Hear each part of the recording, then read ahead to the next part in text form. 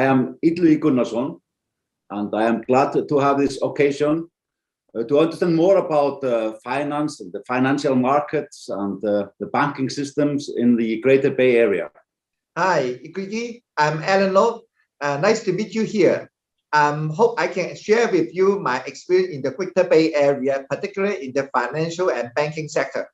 Now, Alan, of course, we here in the West, we follow closely the news about the tensions between China and the US, for example.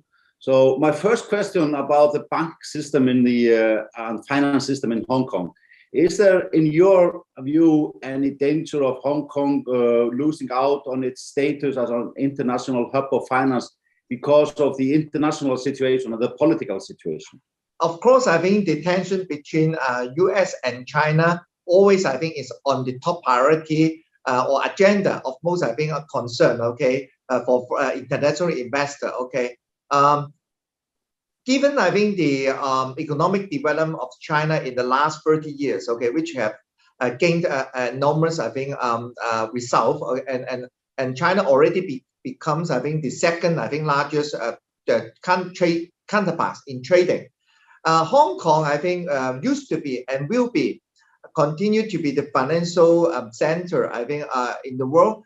And also, I think Hong Kong will be the gateway for the capital market or transaction between Hong Kong and China, and also is an important, I think, window for foreign company, I think, or foreign investor to access into China, and also for Chinese, I think, a company or individuals, I think, to have, I think, their investment in overseas through Hong Kong. Okay, we cannot predict, I think, what will be the tensions of what will be the development between US and China.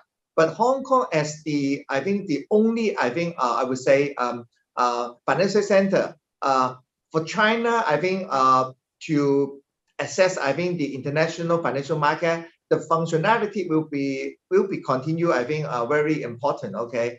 As far as a renminbi, not a fully converted international currency against the others, okay, with I think the current infrastructure in Hong Kong in the financial system, Hong Kong will be, I think, remain, I think, a key financial centers, I think, in the world. Mm-hmm. So you're predicting even maybe that because of the development in the Greater Bay Area, that Hong Kong's status as an international hub will maybe be strengthened because of the connection to the Greater Bay Area? My view is that, okay, even though I think China has, I think, becomes the factory for the world, and also the overall, I think, power, I think, strengthened quite a lot. Okay, but since renminbi is not fully converted yet, okay, so with the peg system in Hong Kong, which is a Hong Kong dollar pegged to the US dollar, that means, I think, full Hong Kong, I think, we can access to the international financial center freely, and also our capital inflow and outflow without any restriction. Okay, this is one of the key, I think, a factor, I think, to support Hong Kong to be the one of the international financial center, I think, in the region and in the world. Okay, so that, I think, position only can be strengthened because if you look at what have been developed in the past, I think, 10 and 20 years, now Hong Kong, we have the stock connect. That means, I think, investor in Hong Kong and overseas can through this stock connect to invest, I think, in the Shanghai and Shenzhen stock market. And on the other way around, the investor onshore in China can also, I think, invest in the Hong Kong stock market, which consists of not just Hong Kong listed company, but some of, I think, the international company also listed in Hong Kong.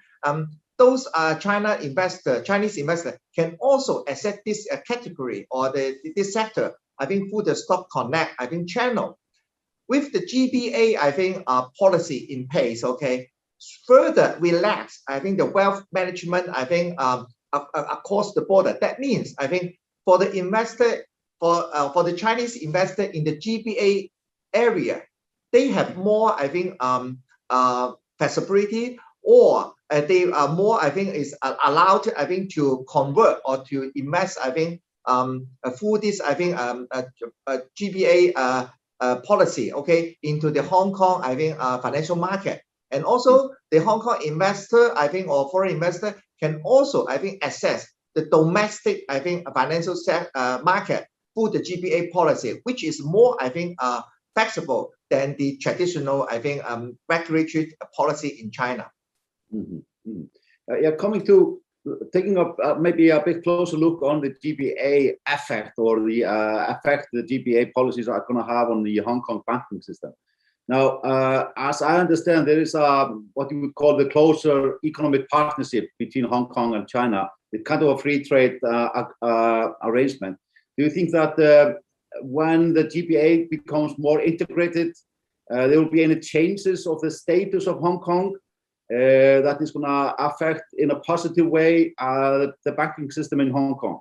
Interestingly, because nowadays the GDP of Shenzhen already surpassed Hong Kong. Okay, so many people may think Shenzhen has, I think, a quicker, I think, a competitive advantage over Hong Kong, I think, in the future development. Okay, and that I think is true, particularly in the fintechs or the innovation technology perspective as well. Okay, however, Hong Kong, I think, the financial, the position of as a international financial center will remain very solid, because as I mentioned earlier, okay, as far as the renminbi is not really converted yet, okay, Hong Kong still serve, I think, as the key or the most important, I think, financial center for capital market transaction on behalf of Chinese company, and that I think is a very unique proposition for Hong Kong.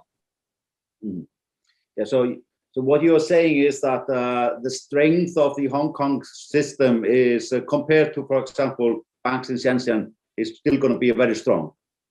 Yeah, I think Shenzhen, I think, has, I think, developed quite fast, I think, in most aspects, I think, but for the financial infrastructure, I think it's also Hong Kong is also is ahead of Shenzhen. I think in our we are using common law, and we have very advanced, I think, and well developed, I think, a legal system, and also the accountancy system, which is, I think, is matched to the international standard. Okay, so that I think is very important, I think, for Hong Kong to keep our position as a international financial center, I think, going forward. Well, the way I understand this, what you're telling me is that because of the GBA policies, the position of Hong Kong as an international financial hub will probably be more strengthened, mainly because of the currency, because you have your currency board and you're pegged to the dollar, and it is completely exchangeable in the international market. Yeah, because yes, correct. Because that I think will attract both, I think, the capital flow from overseas, I think, to China, and also will attract those, I think, capital from China. If they want to invest overseas, Hong Kong will be the first stop, and also the most important, I think, capital market for them. Okay, as you mentioned earlier, nowadays I think the US and China has a very tense, I think, relationship, and then for those Chinese companies, if they want to raise capital or fundraising through the stock market, Hong Kong will be the first choice, rather than, I think, New York or London. Yes, exactly. Just a quick question in this section about the Hong Kong system and the currency board. Can you maybe explain a bit about the currency board, how it works? The PAC system in Hong Kong is developed, I think, in 1983 after a financial crisis happened at that time. Okay, and since then, I think the Hong Kong dollar was has been pegged, I think, to the US dollar. Now the rate is at 7.8. Okay, and also we allow a range of an upside and downside. That means from 7.75 to 7.85. I think, as the, I think, our exchange as the range for FX, I think conversion between Hong Kong dollar and US dollar. Okay, and that's tax system has been taxed, I think, a few times. I think, for example, the Asian financial crisis, and also the tech bubble in early 2000, and also during the SARS period, and most importantly, I think in the last, I think, financial tsunami happened in 2008. This tax system has been very solid. Okay, and Hong Kong dollar has been, I think, traded close to the stronger side rather than on the weaker side. Okay, that means Hong Kong will continue to attract capital, I think, inflow from both overseas or from mainland China. Okay, if you look at the turnover of the Hong Kong stock market, it tells the story and proof. I think that Hong Kong market has very rich liquidity, I think, in the financial system. Okay, and that, I think, and also can be proved by the aggregate balance of the banking system in Hong Kong. Nowadays, I think we are at a very, I think, rich level. I think that compared to the low level around the financial tsunami by 2008. I find this very interesting because for many smaller nations, like, for example, Iceland, we have constant problem with our exchange rate. So we actually have spent some time studying the currency board in Hong Kong. But we also understand that you require a very big surplus. You need a big battle chest to be able to maintain the exchange rate. I think if you look at the exchange board system, okay, it requires every single every 7.8 Hong Kong dollar to be issued backward after we have $1 US, I think, as backup. Okay, and that, I think, has been guaranteed and fully, I think, practiced in place. Okay, so I would say as long as, I think, Hong Kong, I think, continue, I think, to do well, or maybe, I think, even in the worst time, I think that, I think, commitment on this PAC system never been challenged, I think, critically. And even though during the financial crisis in 1997, okay, we can safeguard our PAC system, and I think right now most of speculators realize, I think, they have to use huge capital or huge funding in order to attack system, and which I think is quite, I think, impossible, I think, for them, I think, to practice, I think, in this market, because I think under this PAC system, every, I think, attack on this will raise, I think, the interest rate in Hong Kong, and that means it will increase the cost of funding for this kind of activity. And that, I think, if it is just, I think, last for a few days, they can afford it. But if it lasts for maybe a month, or even, I think, for a few months, that means a huge, I think, opportunity cost for those, I think, speculators who want to attack the system. And I would say, I have very strong confidence on the PAC system in Hong Kong. And back to your earlier question, why I'm so confident, I think, in the banking system in Hong Kong, and even though right now we have such, I think, a political difficulty, I think, internationally, particularly between US and China, is because, I think, that PAC system allows, I think, Hong Kong, I think, to be freely access, I think, to the international financial market. Okay, and if you look at China right now, even though China is the second largest, I think, counterpart in international trades, but the use of renminbi in the international settlement only account for 2 to 3%, I think, in total. That means renminbi has a long way to go before it can freely convert, I think, with the international currency. So Hong Kong position is very unique, because China needs Hong Kong to be the window or the future or the capital market for them to access the overseas market, and also to be a window for the inflow and outflow of capital into China. I know that investors are thinking about when they're operating in Hong Kong and they are making investments into the Greater Bay Area. How are dividends treated when they are bringing back their economic profit back to Hong Kong? So they have paid dividend tax in China. Will it be repaid? Or, I mean, how does it work with Hong Kong?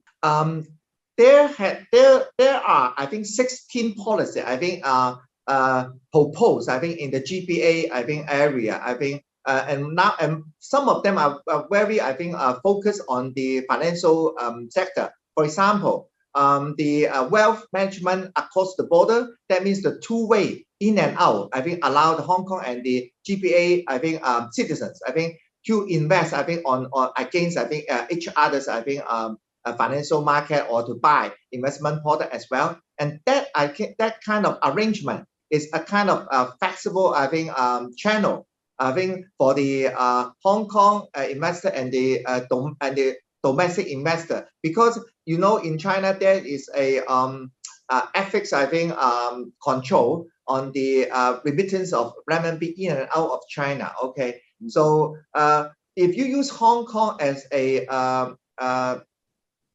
pace, I think, to enter into China, what you have to do is only to follow the Hong Kong, I think, banking audience and also the regulatory requirement. That means, and that I think is more, I think, lesser, I think, in control. Okay. However, if you have to do direct investment into China, not just, I think, you want to buy a renminbi bond onshore in China, or you want to invest in a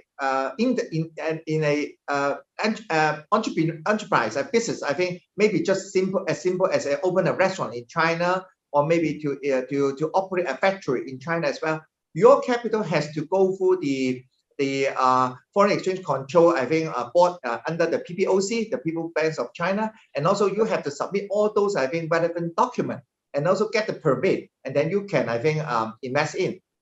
However, when you realize your profit and you want to exit China market, you also have to, I think, apply for the permit to convert or for the remittance, I think, outside China. And before that, you have to fulfill all the necessary, I think, documentation for tax, for your business, I think, a certificate, or any kind of, I think, business, I think, registration requirement as well. So this is a very complicated and lengthy process. Okay. So Hong Kong will be a more, I think, is effective platform for the overseas or individual investor, I think, to invest in China, disregard what kind of activity you have to do, because the underlying is you have to convert your capital into renminbi, and that will go through the control channel of the foreign exchange, I think, board. Okay, yeah. Now, Alan, you briefly mentioned before the Wealth Management Connect initiative. Can you please explain that a bit for me? Currently, I think, for Hong Kong, I think, investor or overseas investor, if they want to invest or buy any investment product in China, namely maybe bond, maybe mutual funds, okay, what they have to do, they have to open a banking account onshore in China first, and then through this onshore account, that means you use renminbi to buy this bond or insurance policy or investment product as well. Okay, so that is require your capital to across the border. Okay, and then you have to physically, I think, across the border, and then open account in China. Okay, but for those, I think, onshore, for those Chinese investor, if they want to invest overseas, I think, product, particularly maybe, say, for example, Hong Kong dollar denominated bond, a stock, or even insurance policy, they have to cross the border by person, and then to sign all the document here in Hong Kong, and then open account here in Hong Kong, and then they have to remit, I think, their renminbi across the border to become a Hong Kong dollar or US dollar currency, and then they can do the investment. So this is very clumsy, and also that requires quite a, I think, I would say, complicated, I think, process as well. Okay. However, through the GBA policy of relaxation on the wealth management, and also the some kind of consumption Hong Kong, innovation, technology, cooperation, that means, I think, for the financial institution on both sides, and also for the investor on both sides, they have a fast track, I think, channel, which is still I would say a closed-end channel, because that means, I think, they just, I think, extend the area, I think, for you or for the investor, I think, to freely use their capital to do investment on in Hong Kong or in China as well. Okay, so I would say this is a kind of relaxation in policy.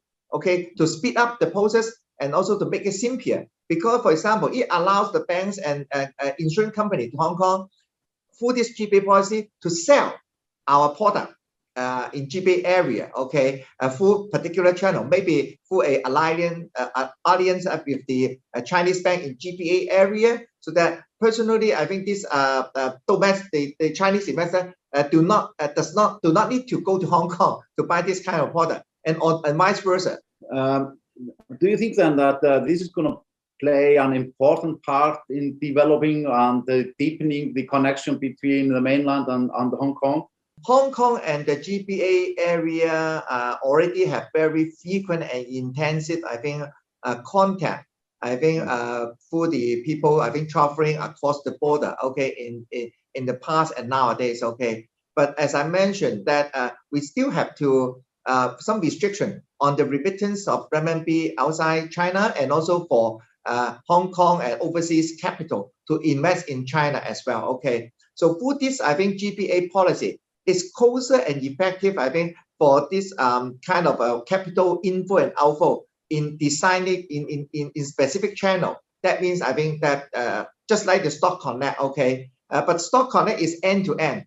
The capital outflow to buy the Hong Kong stock at the end has to be, when you sell the stock, this stock will be converted into renminbi and then channel back to the original, I think, renminbi account of the investor in China. Okay, that is an end-to-end, I think, a channel. But for the GBA policy, the individuals or company, okay, they can freely, I think, or have more choice on flexibility to use their capital to invest not just in a single product or through a single channel. They may, I think, is multiple product, but of course, you can imagine, because the renminbi is not a fully converted yet. Okay, so there is still, I think, FX control on the remittance, I think, outside for capital in and out China. Okay, so that, I think, is one of the area that investor has to pay attention. I would say it's not because they want to lose,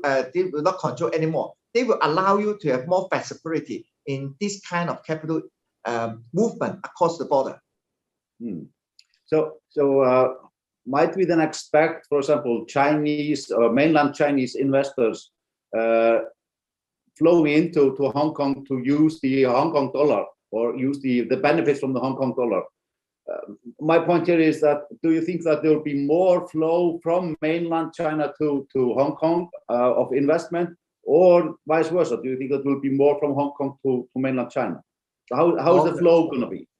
Okay. Yes, I think interesting question. I think that the purposely, I think the GBA policy is designed to have a twofold. Okay, that means in and out or not, or we call the southbound and northbound, I think, capital movement. Okay, but in reality, because the Hong Kong financial market is more well established, and also we have more variety of choice of investment product or insurance, I think, product that can be, I think, that fits the needs of the Chinese investor or user as well. Okay, so I will expect, okay, at the very beginning, okay, maybe the southbound, that means capital or the fund flow from China to Hong Kong is more, I think, is more than, I think, the northbound, I think, both from Hong Kong to China in the very beginning. But overall, I think, hopefully, I think that will enrich, I think,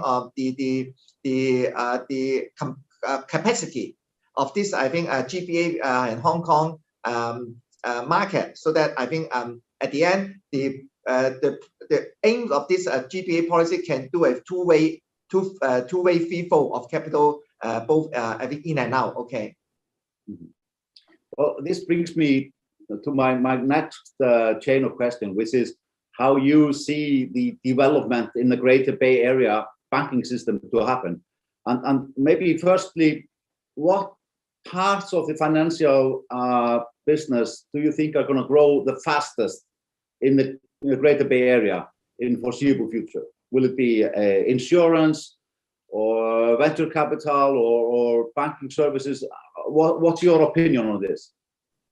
the fast, I think, or the most, I think, effective, I think, development, I think, for the GPA policy at the very beginning, I will expect, I think, because this GPA policy opened the door for the wealth management product, I think, across the border. Okay, so I will imagine, I think, that the investment product or insurance product will be, I think, benefit most and at the very beginning, and will have a more fast, I think, development, I think, than the other area as well, because the product already there. Okay, you just need a channel or a way to allow the investor on both sides can have a more flexibility of free flow of capital to buy it, to invest in it. Okay, so wealth management product definitely will be the first choice or the most fast development product. Okay, and then I think because of the banking system, I think on both sides, Shenzhen definitely, or the Chinese bank have a more, I think, advanced, I think, fintech or innovation technology because of their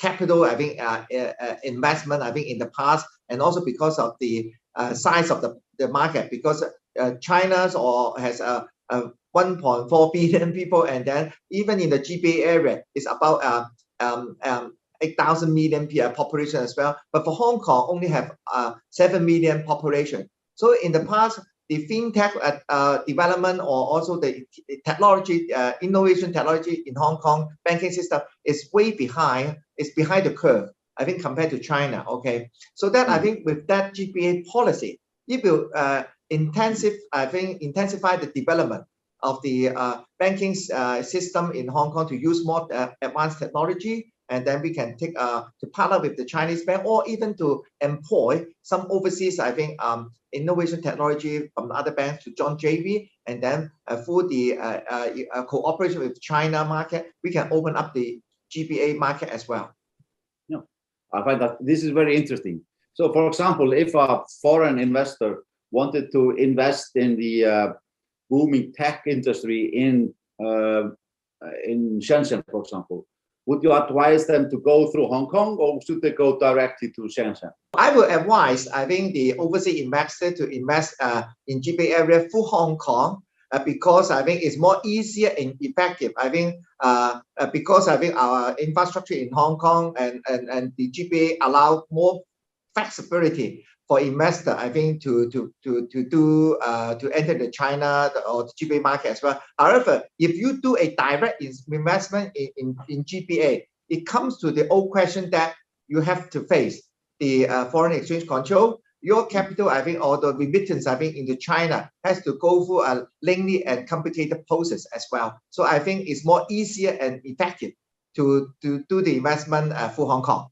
Now, I would like to ask for your advice in a way. So let's assume that I'm an investor in Iceland or any other European country, and I want to invest in the Greater Bay Area.